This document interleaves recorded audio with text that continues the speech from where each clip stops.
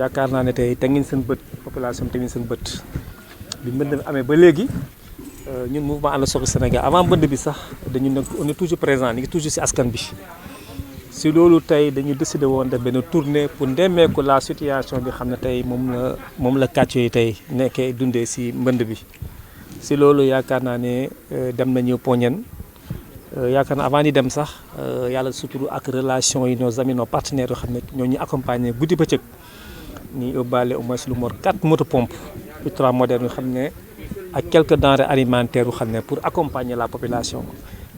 Poñen mu ngi nii c'est une zone boo xam ne yàgg naa ko wax c'est des points bas ay bas-fonds la foofu il faut rapidement faire un projet d'assainissement pour pouvoir régler ce problème bu fa nekk. bu ñu demee la population seen bopp ñoom interpellé nañu si yu bëri bon mënuñu wax ñun on n'est pas amuñu ay moyens pour satisfaire parce que on est un mouvement politique qui accompagne le président de la République son président Macky Sall si loolu ndimbal lu tuuti li nga xam ne maanaam moom la ñuy yore moom la ñuy dem ñu jàppale leen jox nañ leen benn moto pompe ultra moderne dafa leen benn formation ak aussi tamit xool nu ñu si leen di jàppale si wàllu gravat benn enveloppe pour jàppale leen si gravat boo xam ne au moins ndox bi dina mën a stagner le temps de régler la situation. beneen bi aussi bu ñu fi jógee tamit on a fait benn tournée tamit pour aller voir nos militants qui sont au niveau de Kër Ma Alaaji Ngent pour xool la situation gis nañu que kër yu bëri dafa daanu mais toujours c'est le même problème. le problème bi yëpp benn la.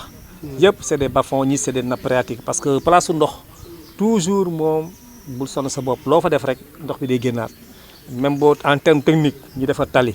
dañoo wax toujours l'ennemi principal de la route c'est l'eau ndox moom mooy contribuer 80% si defar tali moom mooy mujj lu mu dugg a yàqu donc si loolu tamit def nañu tamit indi fa ay moto pompe indi aussi seen ndimbal donc ndemeeku en même temps parce que li may faral di wax rek mooy état il peut pas tout faire le Sénégal président Macky Sall a beaucoup fait jàppale mais ñun en tant que ñi nga xam ne ay ndawam lañu ñun tamit yoon la tamit descendre sur le terrain ak tëj suñu bureau yi lancé wu dans ce sens pour jàppale askan bi tey loolu moo waroon tey on a fait tournée bi moo war a tournée bi depuis ce matin ba à partir de 10 heures ba 14 heures ñu ngi woon dans les différents quartiers yoo xam ne c'est des zones ñu tuddee zones à problème zone très sensible tey loolu moo nekkoon tey visite bi tey. yaa ngi wax sànq sa xam-xam màcc na jëm ci wàllu bu ni mel lan nga yaakaar ne mooy nekk solution ngir wàllu inondation yi moom mu nekk lu ñuy fàtte. waaw yaakaar naa ne inondation moom xam nga saa lii phénomène naturel la tey ba bitim réew États-Unis fu nekk tey bu tawee rek bu quartier yu bëri day inondé moo tax parfois du may dégg gars yi di sànni xeer c'est le président il n'a rien fait il se d'adresse. Le président n'a rien fait au contraire dafa gën a wàññi lu bëri. li may faral di wax affaire bi aussi depuis que l'acte 3 de la décentralisation les maires aussi ils sont dañuy responsables lañu dans ce sens. xam nga le problème qui se pose mooy lan affaire du curage c'est pas l'État c'est les maires ñoo war a charge di ko def avant dafa am ce qu'on appelle pré-hivernage bu amee gars yi dugg ci pont yi def fa le problème de curage et puis aussi faire aussi un projet de pavage j'espère que mes projets toujours quand je le dis haut et fort les gens dañuy jël ci loolu di ko tirer faire un projet de pavage xool tous les bas-fonds je pense que nit aussi bu nekk nga maire ci benn gox la première chose à faire mooy da nga def un état des lieux faire tous les bas-fonds tous les points sensibles nga def un levé topographie y a des techniciens qui sont là pour ça léegi boo ko levé da nga mën a xam fii de mën naa fi def pont fii mën naa fi def lii mën naa fi def là tant que dans ce sens defuñu ko lu ñu mën a def day ni problème et puis aussi boo xoolee la majeure partie kër yu bëri ñu ngi dëkk ci ay bas-fonds ay places ndox lañu dëkkee donc loolu c'est impossible loolu moo tax ñun quartier bu ci nekk dañ fa teg benn moto pompe pour un peu régler la situation on peut dire à 60%. C'est dans ce sens. waaw li nga sànq opération pré-hivernale lu am solo la peut-être maire yi ñoo ko war a def mais bu ñu waxee assainissement globalement xam nga maire yi mënu koo gàddu peut-être état la est-ce que jotul tey l'assainissement ñu def ko compétence transférée par exemple 750 milliards yi ñuy wax est-ce que bu ñu ko defoon ci maire yi du bëri. waaw xam naa yaakaar naa ne bu ñu ko defoon ci maire yi day gën a yàqu rek musiba lay doon. parce que c'est pour ça que quand même y a une direction de l'assainissement l'Office national du Sénégal mi ngi fii. mais li may war a wax tamit surtout les responsables de l'assainissement nañu gën a dolli seen doole parce que yaakaar naa ne affaire bi du nekk taxaw rek di wax bu neex tubaab Sénégalais léegi wax jaaxatu leen xam nga Sénégal lu ñu xam action nañu xam moo tax boo xoolee le président public bu mu dégg affaire bi rek automatiquement dafa réagir dans ce sens donc affaire bi dafa laaj ay jàppale xool ñii nga xam ne li may ñaan surtout le président Macky Sall c'est certains postes de stabilité na ko confier à des techniciens des gens yoo xam ne di métier bu ko defee rek le problème sera réglé. Les gens liggéey bu ñu liggéeyul au moins on ni jëlee leen fii dàq leen tant que tu le confies à des gens yoo xam ne maanaam xamuñu métier bi bu baax mais là il y a des problèmes. kon d'accord mu doon compétence transférée. non mënul nekk compétence transférée parce que le problème aussi les maires aussi une partie am nañ budget pré-hivernage am nañ budget boo xam ne chaque année dañ leen di am na lu leen di jox pour le curage. ñoom ñoo drainage yëpp ñoo ko yore ñoom ñoo ko war a def mais malheureusement tel n'est pas le cas li nga xam ne moom gis nañ ko. Voilà, un résumé en français, paysan. Voilà. Vous revenez un peu sur l'importance de cette visite. Voilà, d'ailleurs, je vous remercie très bien. Comme vous le savez, depuis ce matin, on était en tournée pour voir la situation qui se passe dans la zone nord. Effectivement, comme vous le savez, on a eu beaucoup de militants qui ont des problèmes. C'est des sinistres, je veux dire. Bon, comme vous le savez, le problème reste le même. C'est-à-dire que je veux dire que la majeure partie habite dans ce qu'on appelle dans des bas-fonds. Bon, j'ai l'habitude toujours de le dire, il faut un projet d'assainissement. Ou bien que Thiès a un réseau d'assainissement qui est là, mais je pense qu'il faut une extension du réseau d'assainissement pour permettre de régler ce problème. Comme vous le savez aussi, les ponts qui sont là, il y a des ponts, il y a des zones où on devait mettre ce qu'on appelle des radiers, des ponts qui permettent l'écoulement des eaux.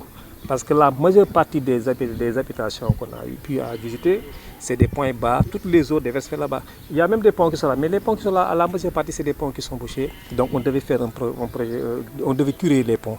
C'est-à-dire que ça, c'est le ressort, c'est la compétence de la mairie, ce n'est pas la compétence de l'État. Bien qu'au niveau de l'État, il y a une direction de l'Office national de l'assainissement du Sénégal qui sont chargés là, que le président a mis des moyens énormes pour régler ce problème. Moi, j'ai toujours l'habitude de dire qu'il faut que le président prenne des gens responsables, des gens vraiment techniciens pour régler ce problème. Parce que depuis des années, il a mis des moyens.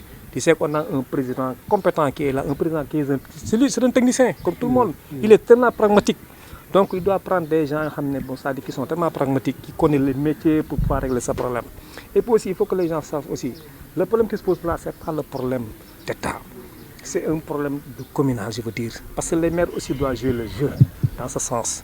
Parce qu'avant l'hivernage, ils ont un budget, ils doivent curer tous les ponts, faire un pré-hivernage. Moi, j'ai vu à Dakar certains quartiers des maires qui ont pris en charge leur commune. Ils ont fait ce qu'on a fait des projets de pavage. À Thiès, non, ça n'a pas été fait? Non, ça n'a pas été fait à Thiès. Parce que la majeure partie, même moi en personne, j'ai fait pratiquement tous les quartiers de la zone nord. Les gens pensaient que c'est le maire qui est présent devant eux. Moi, je dis que je suis citoyen, j'ai un mouvement indépendant, un mouvement qui est dans le principal du président public, qui soutient le président. Je ne peux pas être un Thiessois, laisser les gens dans le problème. Moi, je dis qu'il faut que maintenant... C'est un message que je lance aussi au cadre Thiessois. Doit fermer le bureau pour 24 heures pour venir descendre sur le terrain pour aider la population qui est là, parce que la population souffre. C'est pour ça que nous, aujourd'hui, on a décidé, on est venu avec des motos-pompes ultra modernes pour secourir la population.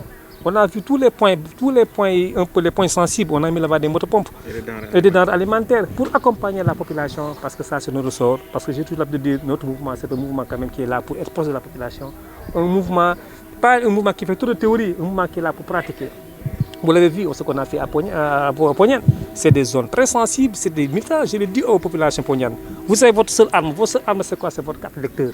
Maintenant, c'est à vous maintenant de décider. Nous, en tant que mouvement, on accompagne le président public, on est des gens du président, donc on est venu pour apporter notre contribution. Nous, comme c'est ça, amener une pompe et vous accompagner selon les moyens de bord. En tout cas, ça, là aussi, je tiens beaucoup aussi à remercier. On n'a pas vu le président du conseil départemental de Thiès, certains lui reprochent ça. Ouais, mais ça dit mais le problème qui se pose, c'est que les Thiessois doivent juger. Parce que j'ai l'habitude toujours de le dire, moi je pense qu'un maire, si on nous confie quand même une commune, si tu as des difficultés, il faut se rabattre des gens qu'on connaît. Parce que moi qui vous parle, j'ai fait l'assainissement, j'ai fait 20 ans dans le métier. J'ai fait des routes, j'ai fait des grandes routes, des projets routiers, j'ai fait la seconde très bien. La station d'opération qui est à Kerséndo, j'ai fait partie des gens qui ont conçu la station d'opération. J'ai mis très bien la cartographie de Thiès. Tu sais que le réseau qui est là, c'est le réseau qui date depuis 1979. C'est nous qui l'avons réhabilité en 2004 avec ONAS. Moi, j'ai fait partie des principaux responsables de ce réseau qui a abouti à Kerséndo. Il y a une station d'opération. Le problème qui se pose maintenant, je pense aussi les maires doivent se rabattre des techniciens, des gens qui connaissent le métier pour pouvoir régler ce problème. Parce qu'on les a mis pour la population et pour s'enrichir. Certains maires demandent le transfert de compétences, c'est-à-dire l'assainissement. Par exemple, les 750 milliards, ils pensent que si on avait distribué ça dans les mairies, ce serait mieux. Non, je pense que ça, ce n'est pas une bonne idée. Parce que d'abord, on a une direction qui est là, qui est l'ONAS, qui tue tout ce qui est assainissement. Il y a même une direction de l'assainissement qui est là. Encore, il y a une direction nationale des affaires du Sénégal qui est là.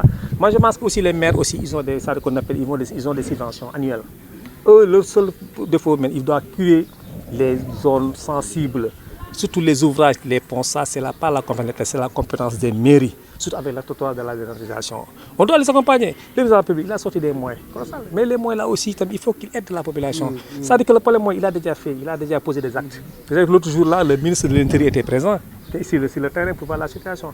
La situation aussi, c'est vrai que les pompes c'est important, mais je pense qu'il faut que les gens y mettent. On prend des techniciens pour pouvoir régler ce problème. C'est pour ça que je dis que la topographie est très importante. Même pour habiter dans une zone, il faut d'abord faire un levé topographie pour savoir les points bas et les points hauts pour régler ce problème.